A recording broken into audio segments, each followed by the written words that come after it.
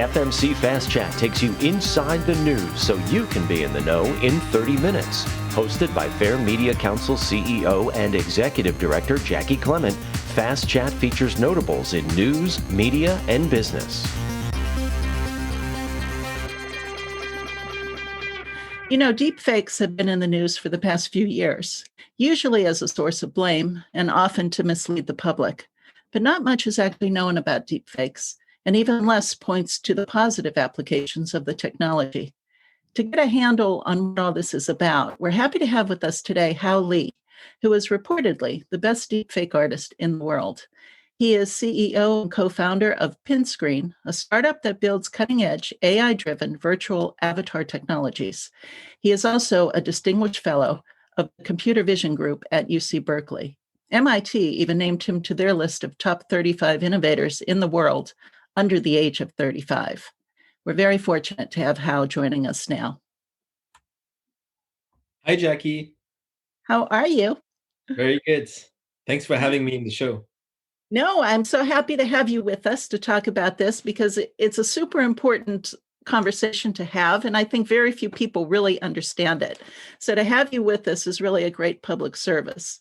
And I want to kick off. I know you have some things you want to show us, which is great. So if people are listening to the podcast, you'll be able to actually see the video on YouTube on the Fair Media Council channel. But before we even get started with that, I want to know, how did you even get started?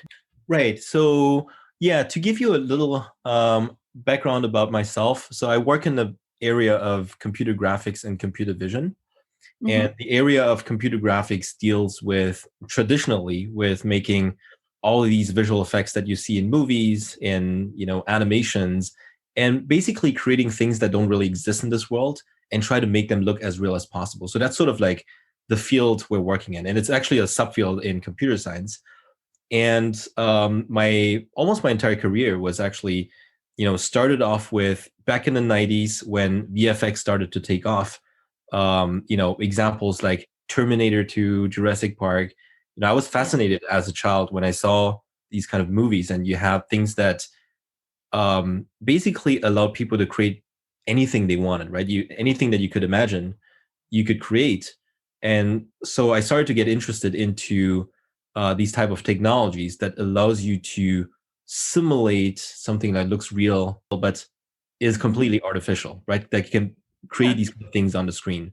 So that's sort of like how my career started.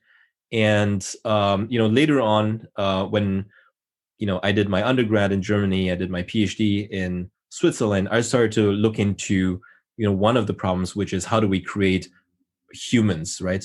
Artificial humans that look real.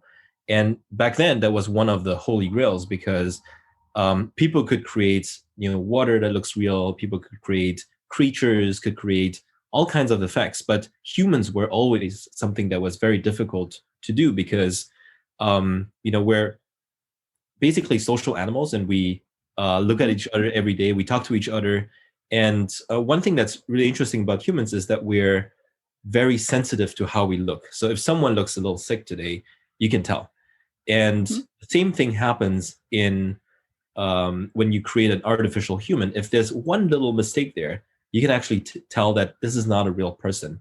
And that's a phenomenon that we call the uncanny valley effect. If you try to get to something, try to create a human as real as possible, if you make a little mistake, you can immediately tell that something is wrong. So that's a psychological effect. So that's really interesting because then it means that we were working on, something that we think is sort of like a moonshot project. Like, how do we create the perfect looking virtual human? So that led to me, work on different technologies that would allow digital artists, film producers create these kind of content, make them look better, make them more accessible and cheaper to produce, right? So Hollywood could basically create anything if you spend $1 million or even more. But we wanted to develop technologies that allows, people to create it at much lower cost and much faster. So that was sort of like the beginning of my journey into like creating virtual humans. Okay. So how long have you been doing this now? I would say probably almost 20 years. So that's a long time. And everything started, when I was an undergrad. I, developed, early versions of 3D scanners. During my PhD, I developed technologies for, tracking faces. Some of that technology actually ended up in the Animoji technology in the iPhone 10. And some of the work later on in still tracking faces ended up in, for example, the reenactment of Paul Walker in the movie Furious 7. Those were basically early technologies where, we aimed for creating really, really faithful looking virtual humans. So let me ask you, what kind of grades did you get in school? Because it sounds like you have to be very smart to be able to do this. I don't think, well, I wasn't bad at school. So let me put it like this. I think nowadays, you don't necessarily have to be a genius to do many things. I think one character, and that's also how we hire people, and how, when I was a professor, how we choose students. The ones with the best scores aren't necessarily the ones that I think are critical for, it doesn't harm if you have good scores and you're smart. And if you don't have good scores, then maybe that's could be a red flag, may not be, but it's an indication of, how hardworking someone is, how smart someone is, but they are not the most important. They're not necessarily the most important factor. I think what's more important if someone, these are projects that usually take a long time, right? So they take years. Doing a PhD, any project that we do aren't things that you can do in a few months. They usually could take years to develop. So I think people need to be really fascinated, passionate about the problem itself, and can, need to have the ability to commit themselves to, I want to be the first to do this, etc. So I think there's a lot of other factors that are almost more important than having good scores at school. From what I understand, deep fakes have really progressed a lot within the past few years and within the past months or so. So now we're at the point where it's really hard to actually distinguish what's fake and what's real, right? Even for someone like you? Right. So it is definitely possible to create deep fakes that with the naked eye, you won't be able to tell anything. And you can even fool an algorithm that is designed for detection to not be able to detect if something is real or not. That is something that I think cannot be avoided. And we're at a stage where you can already create like a perfect deepfake. And it's not that hard if you think about it. So, when deepfakes just came out back in 2017, many of the videos that we see online, you can tell from the naked eye. You can see that there's some blurriness around it, something unnatural about it. But, the algorithms have evolved. Also, people have understand better how to create them. So if you add a little bit of a production effort into it, meaning that you carefully select the data that you're training for, you use some algorithms that are a bit more sophisticated, you do a bit of engineering in there, and then you can always do tricks like degrading the output video, adding noise, reducing the resolution, simple tricks that basically makes it really, really hard, if not impossible, to even tell if something is a deepfake or not. And a lot of it has also to do with the performance of the person. So if you find a really good body double of someone, the only thing that you make sure is that the face replacement looks natural, then you're done. So when you say you mean anyone can basically do this today? So with the tools that are available out there, you can definitely do a really, really good job. And as I mentioned before, you can, if you have a low-res video as output, it should be enough. And one of the things that we have shown recently is that even for a high-resolution, HD video, you can get all the details in there and still create something very, very convincing that could fool state-of-the-art deepfake detectors. So that is kind of terrifying when you talk about it. Talk about the good applications as well as the bad applications, because, when we hear about deepfakes in the news, we hear a lot of it being used in politics in particular. Mhm. And we seldom hear about their application for something like healthcare.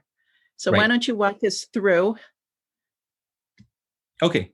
So I can go a little bit over the slides, and then we can see a little bit what we have. So let me first start with a fun deepfake that we've created. And let me just show this. This was actually done with a comedian.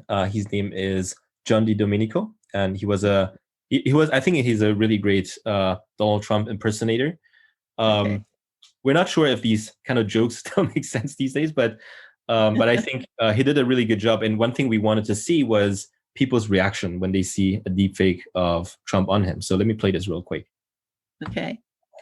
Hello, everyone. It's me, President Trump, the greatest president in the history of presidents. There's some disturbing things on the internet, and I know the internet. No one knows the internet like I know the internet because I'm smart. I'm really, really smart. I know technology, and I have a really big brain. And my big brain is telling me there are some fake videos out there. They call them deep fakes. And there's this company, Pinscreen, and they've got like this genius guy running it. He's not as much of a genius as I am, but he's very smart with this technology. So if you see me in a video, and I'm not saying how incredibly smart I am and how big my brain is, and how I have the greatest memory in the history of memories, and how I aced my cognitive test, it's probably not me. So this is a classic deepfake, which means that we have a footage of someone, and you would basically train a model from Trump video footages and build a model and do the face replacement. So what we do is we face swap the identity from the underlying actor and make it appear like the one from Donald Trump. So that's one version of deepfake. Another form of deepfake is, we call it a puppet master, which is we take an existing video of someone. So here's an example of Mark Zuckerberg from an existing video. And what we'll do is we'll basically manipulate the facial expression of him. So this was actually done by, I believe, a company called Kenny AI and through an artist called Bill Posters. Let me just show this real quick. Imagine this for a second. One man with total control of billions of people's stolen data, all their secrets, their lives, their futures. I feel really blessed because I genuinely love the process of manipulating people online for money. Right. So this is basically, in some ways, this is really convincing because you're not putting someone's face on someone else. But the limitation, though, is you can, by detecting the video, footage itself, you can say where the video came from. That's what we call provenance. If you do a reverse image search, you might be able to actually say, oh, this came actually from another source. So I can detect that something has been manipulated. There's another form, which is called a cheap fake, which is you don't need any sophistication. You can just slow down a video and make someone appear differently than they are. So this is an example from Nancy Pelosi where people just slowed it down to make people think that she was drunk. The point is that, nowadays, it's pretty much possible, anything that's related to anything that's human-centric, to make people do anything they want. It can be indistinguishable from reality. And what's really dangerous here is that it can be fully accessible to people. Yeah, especially when you get into politics, because it's just been such a hot topic these past 4 years or so. Right. And so regarding politics, right? So I think the first thing that is interesting is maybe a year or two ago, there was a lot of noise around deepfakes. I mean, the first time when deepfakes came out, the first, kind of topic it was related was mostly in pornography, non-consensual pornography, right? So the first time that I heard about deepfakes was, our investors calling us and saying, "Was this you guys?" And I was like, "No, it definitely wasn't."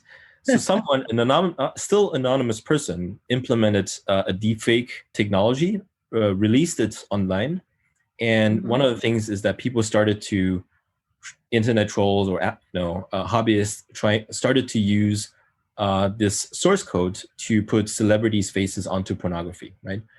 And still, over 90% of all the deepfake content online are related to non-consensual pornography. So this is an obvious problem. When this news came out, people started to wonder, could this type of technology be even weaponized for politics, for example? And the kind of scenarios that people were thinking about are things like, what if we have a leader of a country making an announcement that they're starting a nuclear war? These aren't scenarios that really happened. And there were very, very few instances where, for example, some activists in, I think, Belgium made a politician say something and started some viral videos, make them say wrong statements. But where this kind of technology had been used for related to politics was the following, right? So first of all, there were instances where people used something called the liar's dividend, which is they were caught in some scandals and they would say, well, it was a deep fake, right? So that's something that's really hard to protect against, because you can always blame something to deep fakes. There were instances where political oppositions used the fact that you have deep fakes to say that, well, the president of Gabon, he might have passed away. So the new video that surged from him is a deep fake, right? So they would make these kind of statements to mislead people. And something that happened even more recently is the former president making a statement the next day, which is with high likelihood to be authentic, but certain, political oppositions would say, "Oh, it was a deep fake that was made to spread fake news," right? So I think this is sort of like where this kind of the existence of this technology can be used to spark conspiracy theories, right? Yeah. And you think that comes down to because the public really doesn't understand it? I think the public, I think they may or may not have heard of deepfakes. I think being educated or knowing that there is something like deepfakes, I think has another issue, which is, first of all, people would question. The good side is people would question if something, whatever they see, if they can trust it or not. But I think that the second problem is they might use that fact and say, well, it was a deep fake, so that person never said this, right? So, the fact that you always have another reason to, blur facts and fake information, is something that I think is at the heart of what's the type of problems we have nowadays. Right. Yeah, definitely. Yeah. So these are a couple of examples of the potential threats that we have. I think one thing that's kind of interesting is where are you were talking about what's coming up next, right? We have like things like deepfakes, but are things getting better? Do we have new capabilities? And what are we expecting, right? And the whole deepfake started in 2017, but this entire area of AI synthesized media pretty much started back in 2014, when deep neural networks became extremely popular for all kinds of computer vision and AI type of problems. And they basically enable not just tasks like recognizing things or recognizing objects, recognizing faces. They can be used to generate image content. And the entire research field is very fascinated about this, because there's a lot of applications that it could enable. But one thing that we have to be really careful about is and we have to be responsible about is like what kind of capabilities they could create when it comes to generating content that could deceive the public, right? Right. And so the first thing is that deepfakes, or in general AI synthesized media technologies, are getting better. So here's an example of an experiment we've done to generate a really, really high resolution deepfake. So this example is, Jair Bolsonaro the guy on the right, this is a person. So this is a test we've done in collaboration with a media company in Brazil called Globo. And the person on the right is an impersonator. So they did some makeup to his hair, to his body, to be similar to Jair Bolsonaro. And on the left, we have Jair Bolsonaro. So let me play this. And this is a high-resolution deepfake. Boa noite. Dirijo-me a todos os cidadãos brasileiros para dizer que nunca houve injustiça tão grande quanto a prisão do presidente Lula. Que crime esse homem daí cometeu? Ele não tem triplex na praia. Ele não tem sítio, coisa nenhuma. Quem nunca botou o nome dos netos num pedalinho disso daí? Se bem que eu colocaria só numerais. So we're also very active. For example, at the World active in terms of raising awareness of deepfakes. So at the World Economic Forum exactly a year ago, we had an exhibition to world leaders where we basically show how fast this kind of technology is advancing. And one thing we wanted to show is that deepfakes can be done in real time, right? So we modified some of the algorithms that we had to basically show how we can do very, very convincing face swapping capabilities in real time. So you can see one of our engineers who's basically using only a webcam, and the webcam is tracking his face, and he can click a button and turn himself into Leo DiCaprio. Now imagine if it's real time, not only can you generate deepfakes much faster, but you can basically have a Zoom call and you might not be talking to me. So, right? So this is actually another potential threat for, potentially fraud, right? So if we have a meeting with someone and someone is trying to make me think he is another person, that's one way of doing it, right? Yeah. I half expect you to walk away and find out you're not even actually there right now, right? Right. Swear to me you're right there, Hao. I swear. Okay. And the other thing is how this kind of technology becomes more accessible, right? So around the times when deepfakes came out, we actually developed a technology not for deepfakes. I mean, our purpose was to create virtual avatars for gaming and for, applications and entertainment to allow people to generate personalized avatars. But this kind of technology, if you use it in the wrong way, could basically make these kind of deepfakes more accessible, right? So here's an example where from a photo of a person, we can generate facial expressions. So the AI imagines the facial expressions of that person. And you can see that it's even imagining how the teeth would actually look like. Yeah, it's amazingly real. Right. And that's just from a single photo. And here's a work from UC Berkeley where they have the ability to, that video is a little short, but they have basically the ability to generate a full body deepfake. So you can make people literally do whatever they want. Yeah. Here's an app from called Face App. So this app for a photo can make you age, change your hairstyle, change appearances. So you have to think about that. It's not only about swapping someone's face, making someone say something, making someone do something. You can really have more advanced controls, allowing people to do anything they want. So one of the things that we started to wonder is how do we protect ourselves against deepfakes? And big companies like Google and Facebook are, releasing data sets, creating deepfake detection challenges for researchers. We have been working ourselves with, we have collaborated with UC Berkeley with Professor Hani Farid, who's like an expert in media forensics, on how do we detect deepfakes by trying to use analyzing soft biometrics of people. So we analyze facial expressions, we analyze hours and hours of footage of people we know to match if a deepfake that is driven by someone else would match their performances. And so you can do many things. You can improve algorithms for detection. But I think the first thing you need to do is basically educate the public that they are not only that deepfakes are possible, but to what extent are they evolving and what are the things we can actually trust in the future, and basically form a new type of opinion about, if something is likely to happen or not.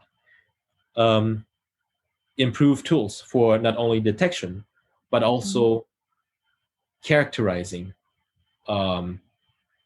if the content is, so not only detect if something is fake or not, but also developing new types of technologies that could basically say if something was created for a malicious purpose. If I'm creating a deepfake for entertainment, for comedy, maybe it's not necessarily a harmful product. And of course, policies, right? So policies are regulations, basically, if you're using these kind of things for, pornography or for harming someone, harassing someone, then this type of content should be banned, and people, you should enforce certain laws for that. And but I think policies are the most effective where they can cause the most harm. And I think big tech platforms have been quite active in, I think, not just focusing on deepfakes, but also on fake information in general. So I think, Twitter, Facebook, YouTube, all these big companies are actually, I think, in the past few years, have developed quite effective mechanisms. And there's still a lot to be done. It's not perfect yet. But I think, censoring things that could cause immediate harm, etc., these kind of things are really important. Yeah. Well, it seems like the kind of thing that if I come up with a policy to protect people, you come up with the next generation of whatever it is to manipulate the information, right? Right. Yeah. That's true. But I would argue that, you can always put so and so much effort into making something harder to detect, etc. But at some point, it may not it's good enough so that it makes, if it's like, a few cases out of, compared to something that scales, it's already worth doing it. So for example, if you want some, email, let's take email, for example. Who uses encryption, 64-bit encryption for emails? Nobody. But we could have fully safe things, but nobody does it because, it's too complicated, it takes too long, it's not worth the trouble. But if you have some level of security, some level of safety and precaution, I think it's enough to basically make sure that most of the people don't have the incentive to do it. And I see. Okay. That is already a good enough thing. And, there are many ideas that people have been thinking about, right? So what if on social media platforms, you don't necessarily have to censor things, by the way. You can even have something more sophisticated. Like, let's say you have a little bot that would appear and tell you that, well, that information says this, but there's also facts that claim the opposite from your own opinion, right? So because we also have to be careful about, like, do we really want to censor things? Because censoring things can also become something, that would cause a danger itself. Yeah, it becomes a slippery slope. If you start censoring, then where do you stop? Yeah. Right. Which leads to the question of, do we even want to censor the technology at all, or people working on it? Well, that's, almost a philosophical question, I think, that is with any technology. Any technology can be used for good or bad. But one thing that's interesting about deepfakes is that when you ask someone what are deepfakes good for, maybe they might not, when you think about deepfakes is an application. The application itself, in my opinion, doesn't have many good applications, but the core technology in there is something very useful, and I believe will change the way visual information will be formed in the future. Right now we use standard 3D computer graphics, etc., but they're changing the way we display information. Let me show you a couple of examples that are interesting, right? So here's a work from OpenAI. So OpenAI is the startup company that was co-founded by Elon Musk, right? So it's an AI company that sort of like operates like an R&D lab, and they do a lot of really cutting edge research. And here's a work where they basically show how they can develop an AI using state-of-the-art NLP to generate images from high-level instructions. So you say, I want a armchair that looks like an avocado. So it just generates that for you. These things don't even exist. Okay. Oh, now, wow. this is really next level if you think in terms of AI synthesis. It generates a content that even for a human, it's hard to imagine. And it looks like something that you can completely, it looks like real. Right? It looks like a real photograph. So a lot of these things are based on things that are core technologies similar to how deepfakes work. This is a work from Facebook Reality Labs, right? So how they think in the next couple of years, people will be using VR. So, I mean, this is a great technology. Imagine, I mean, we're chatting here through video chat. It's all 2D. I don't really feel the presence of the other people in the same room. Right. Imagine if you have a technology where people wear maybe a less bulky VR headset, but can see the other person in 3D. Not only can we have a better experience for communication or teaching or education, we could collaborate. Our entire work would change, right? So this is a game changer. It will take a while, I think, for this to become consumer accessible, but these are first things. And then the core technology here to make this thing look photoreal is almost the same thing as a deepfake. It's called a variational autoencoder. It's a core technology insight that basically avoids the character that you see here to look like a video game character. Here's some other things. Yep. So let me just say, if I'm interpreting you correctly, basically what you're telling me is, you know, when I live in the real world, I see things in 3D. And when I go online, I will start experiencing things in 3D. Is that where we're going? Yes. So basically, so right now, if we want to have a in-person meeting, right? We need to travel to a same physical location. If I want, my mom is in Germany, so if I wanted to meet her in person, I have to fly there, or she has to fly here. Now, all we can do now is video chat, so we see each other in 2D. So if I wanted to teleport her into, let's say, my room here or my living room, and just chat with her, just the same thing we see in Star Wars or in other science fiction movies, where you have this hologram, right? So hologram technology is a little far from reality, but you can imagine wearing a VR headset or an AR headset where you see three-dimensional objects. Now, you can display the other person, but I mean, if the other person looks like a video game character, nobody wants to use that technology. Right. But what if the other person really looks like the actual person? Then to make it look real, the core technology is what deepfakes are using. It's something that generates something that looks like a photoreal thing and could be shown in 3D, right? So that's sort of like the direction that we're heading toward and how to make these kind of things accessible. So I can show you a couple of things that we're doing here at Pinscreen, which is we're basically creating virtual humans because we believe that in the next couple of years, people are going to interact more with machines than real humans. And it's kind of a radical way of saying that, but we are already. We're talking to our phones. We're working with our phones all day, but there's no human-like experience. And there are many things that doesn't have to, I mean, I think we like to interact with real people, of course, but there are many things where we don't have the ability to. So just think about kids getting an education right now. So they would have to do a Zoom call right now because of COVID, and they can't really go to a classroom. Or many people just can't go to classrooms. They have to watch things online. But the future is where people can actually see a person, teach them. But you don't have so many teachers that can teach everyone. You want to have, everyone would like to ideally have their personal teacher. Not everyone can afford that. What if the teacher is an AI that knows everything? What if my doctor is my personal one, right? So there are many things that we can basically create digital twins for, and they could basically serve people. So that's sort of like the direction we're going to.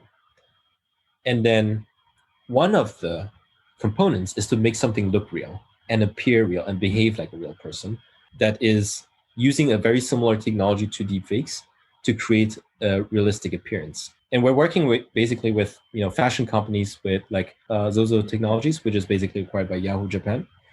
And we're basically working with them on creating virtual influencers at scale so that brands can have their own, virtual fashion models to, create all kinds of fun content that, we can put on Instagram and TikTok. Got it. Let's talk a little bit about the healthcare application, because I know you had mentioned you can actually use it to share information so that your doctor is actually smarter. Right. So let's imagine, so there are multiple things in healthcare that could be done. So first of all, let's say if we created a virtual assistant, a personal virtual assistant, we could basically have an interface so that people can get immediate support. And we actually get a lot of requests from that from places where the population is aging and, many of their friends are, have passed away. And basically people just need to have like a companion or something, right? So, or having immediate assistance, right? A nurse that you can scale and you can have the ability to provide immediate assistance. We have clients who are, doing COVID testing.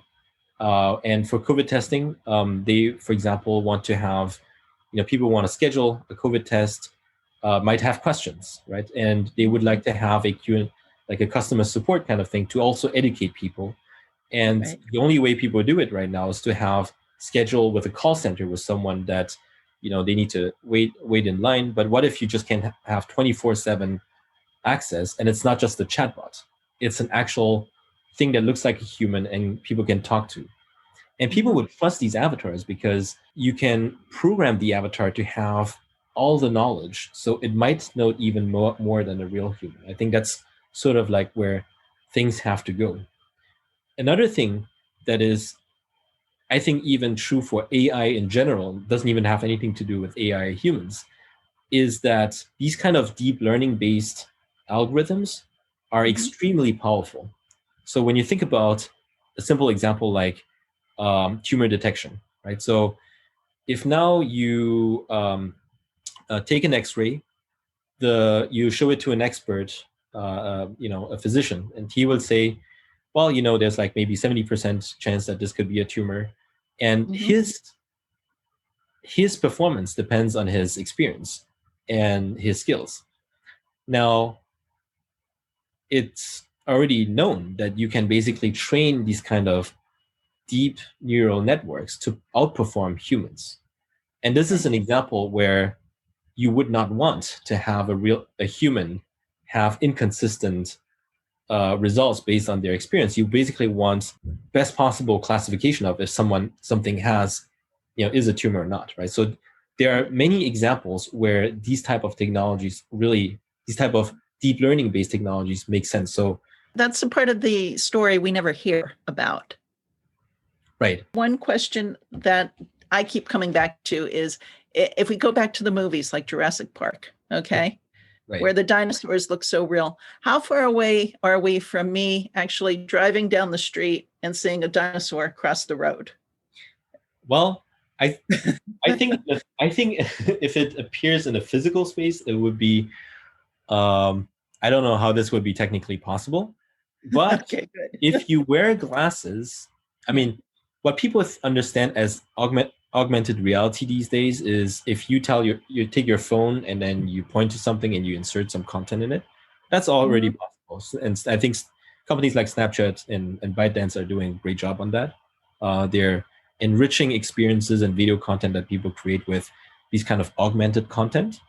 But if we're thinking further away and if we use a bit of the, inspiration from Black Mirror, then, maybe the question is when are we going to have like eye implants where, we mix with, I think this, could happen and might take a few years, I think, until or maybe a decade until this becomes something that society would accept. When you talk about this technology, you're quick to underscore the responsibility that you have to use it for good. And I'm sure not everyone else out there does that. So how do we make sure we keep you working for the good guys? So first of all, we are working a multi-year contract with organizations like DARPA to advance research and development for all kinds of fake news and deepfake detection. So we're making good use of our technological developments to make sure that everyone, at least who is working on detecting if something is a deepfake or not, has access to what's possible. At the same time, I mean, even from the beginning, I'm pretty sure that many of people who are working in our field have never thought. I mean, we have never thought about like how this could become a problem for fake news. Mm-hmm. I think the ingredients for that was basically that it became more accessible, and platforms like social media basically catalyze the creation uncurated content from anyone, right? So there is no verification about facts from any content that people generate. So that might be the issue, right? So, but this triggers like some conversation on how things can be improved. And I don't think people are not doing anything. So I think there is a good development there as far as I see. But in terms of applications, we're focused on like on building technologies that are going to impact positively society, and also creating tools that are for entertainment and for the creatives, things that are we've always been passionate to build. But at the same time, one thing that we've learned is that these technologies advance so quickly that we have to basically be really we have to be responsible and be able to predict what kind of potential consequences these kind of technologies have. The Fair Media Council is a 501c3 nonprofit organization advocating for quality news and working to create a media-savvy society. For more information about the Fair Media Council and upcoming Fast Chat shows, check out fairmediacouncil.org.